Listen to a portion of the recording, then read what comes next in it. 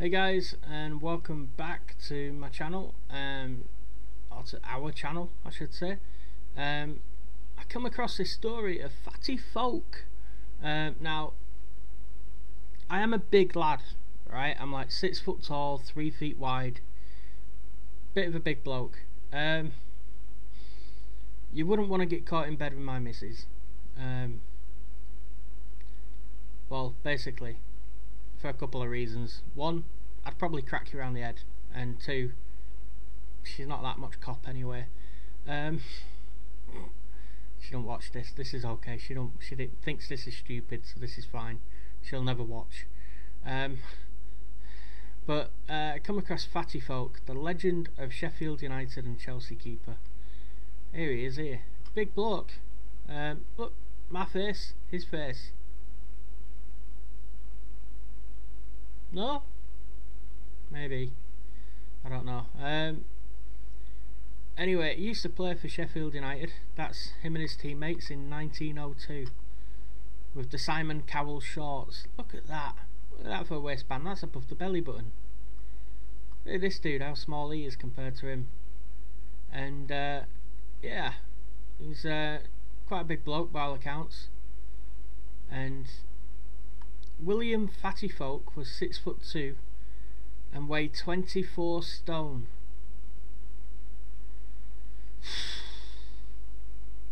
Okay. He is the original subject of the chant, "Who ate all the pies?" I wouldn't want him to turn around and answer that. Is the reason Ball Boy exists as well. Once polished off 11 breakfasts in one sitting, and on one occasion, did his teammates not want the breakfast?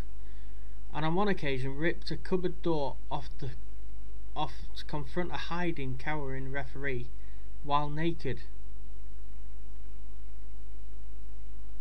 Roy Keane, you got nothing on this bloke, son. It is the basis of a great story. Unfortunately, much of it probably isn't true. Oh, come on! I wanted all of it to be true. Ah. Well, let's read on anyway. What is not disputed is that Foulke existed from 1874 to 1916. That's a short life. 42, does that make him? He was a goalkeeper who spent most of his career at Sheffield United, followed by brief spells at Chelsea and Bradford. Wow, he played for some big clubs.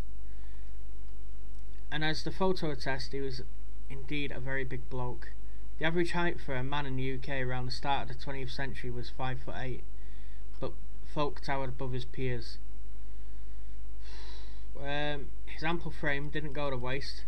It is believed that at his peak of his career he weighed in at about 14 stone, and by the end was north of 21.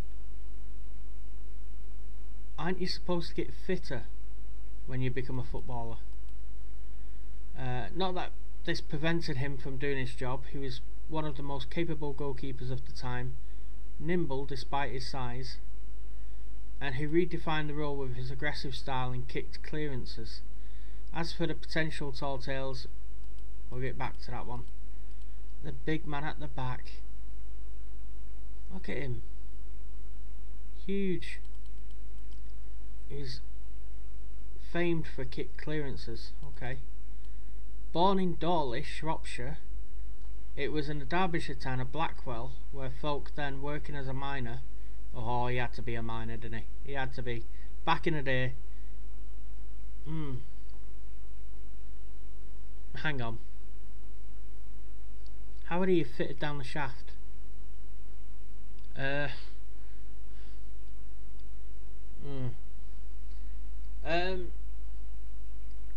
Then working as a miner, first began to gain attention for his exploits on the football pitch.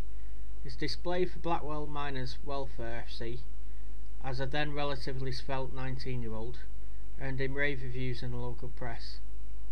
Okay, he used to be svelte. This period also provided the first apocryphal tale. You cannot say I pronounced that wrong if you can't pronounce it yourself. Which tells a tale. It's a bit like me naming Ukrainian players on the journeyman, isn't it? Uh, which tells a tale of a friendly against the Derby County 11 in 1893, in which Foulke is said to have come out to punch the ball clear, but instead performed some amateur dentistry.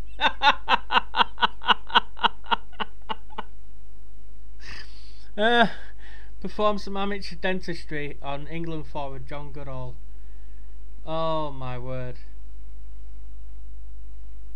A move to Sheffield United followed, a deal that cost them 20 quid, about £2.5 in today's money. Wow.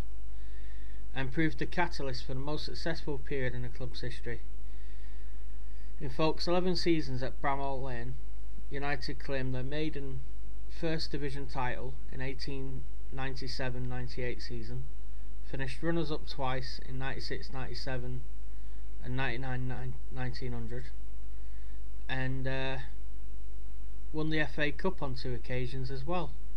This bloke won the FA Cup twice and a league title. Wow. At one point he was part of the Blades 11 comprised entirely of England internationals, with his sole cap coming in a 4-0 win against Wales at Bramall Lane in March 1897. He played for England, won 2 FA Cups and a league title. How do we not know about this bloke before? This is incredible.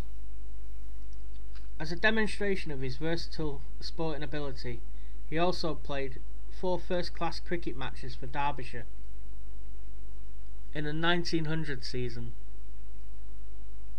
Wow. Wow. Okay, so he's a sportsman, properly, despite being a big lad. It gives me hope. You know, I'm a big lad.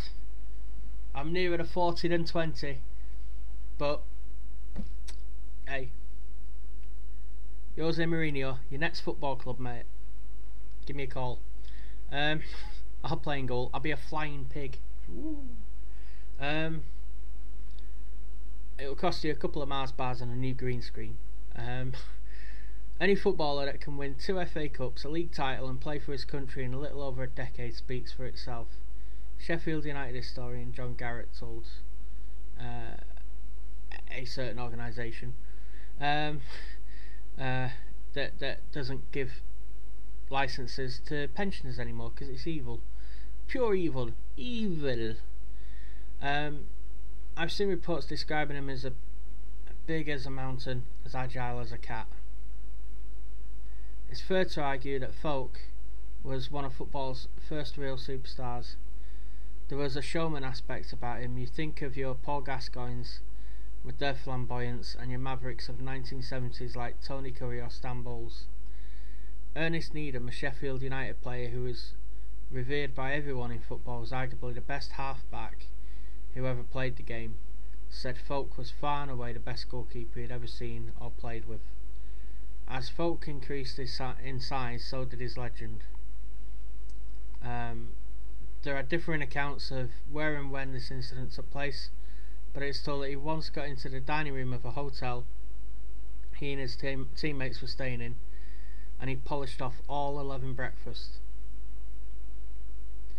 Another notorious tale followed the 1902 FA Cup final, which saw United concede a controversial late equaliser to Southampton, and which tells the tale of Foulke, naked and dripping from the shower, rampaging after the referee. Some variations also have him ripping a cupboard door off to get to the official.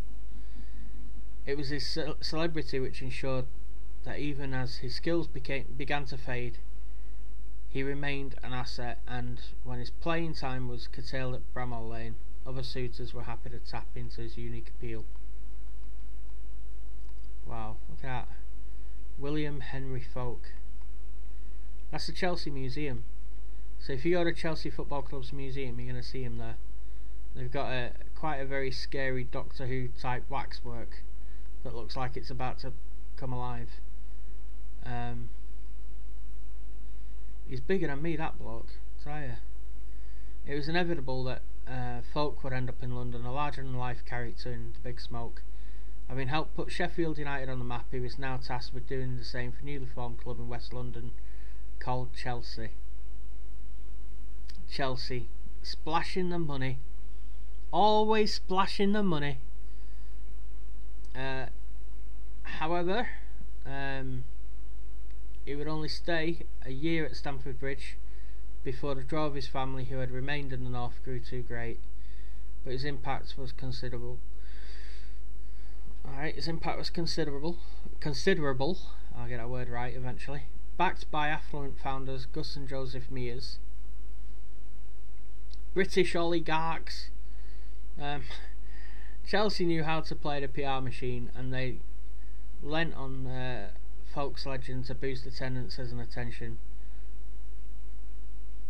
One again possible tall tale suggests that the placement of young lads behind the goal at Chelsea games, principally to exasperate Foulke's size, was the origin of what would become ball boys.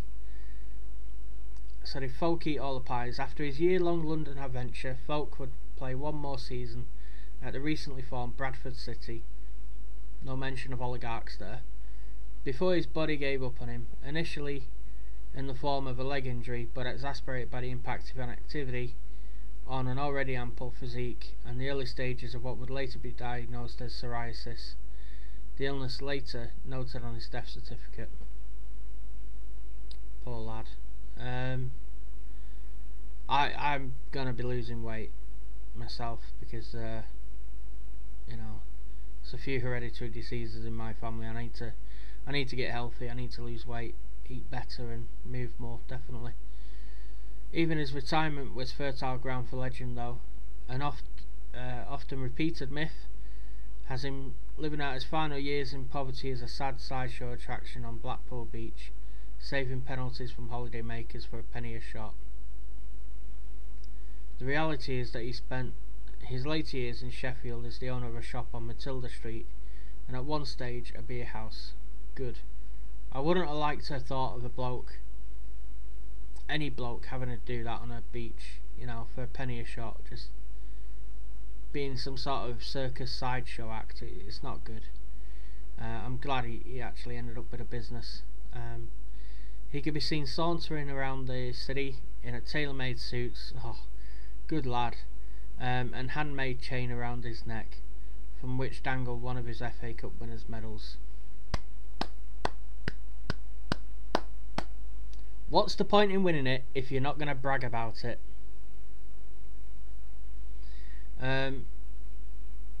Absolute stunning story, honestly. There would be one last neat link between Sheffield United and Chelsea that involved Foulke.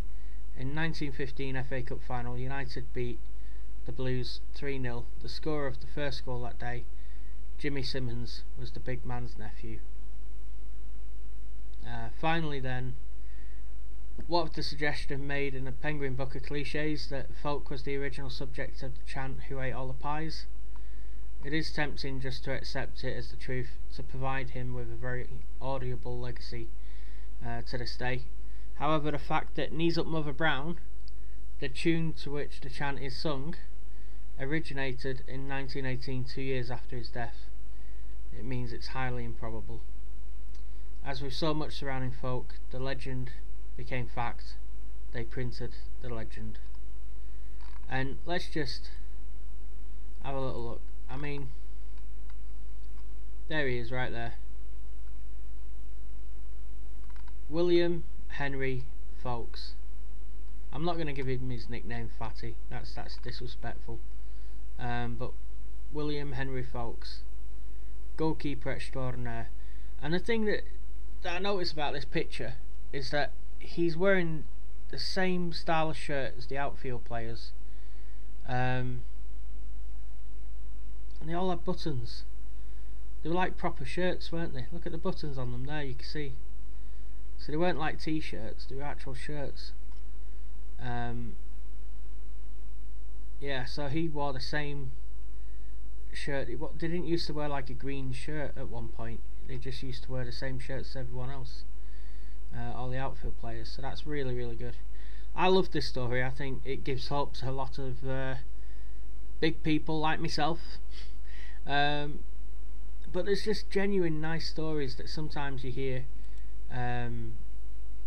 out there, that you just think, wow, how have I not heard that before? And beautiful story. The fact he won 2 FA Cups, and the fact that he, won a league title and played for England at the ground at Bramall Lane, Sheffield United, where his fans were. Brilliant. I'm glad he ended up with a business at the end of it. This dude here, he looks like Freddie Mercury. In fact, that dude looks like Freddie Mercury as well. Is this where Freddie Mercury's moustache came from? But yeah, just wanted to bring you all that story. I saw it and I just thought, it's quite a fun story, quite an interesting story I'd never heard of before. I know it's something different to the channel. I hope you enjoyed it. Like I said, drop a like, subscribe. Thanks very much. Your support's much appreciated. And yeah, if I find any more unique, quirky stories like this, I'm definitely gonna give them to you, because I love stories like this. I love legends. I love the fact that every club has a legend. Every club has that one player who was a bit mental. And yeah, so I genuinely hope you enjoyed this, and I will see you all in the next video, and take care of yourself. Have a good day. Bye.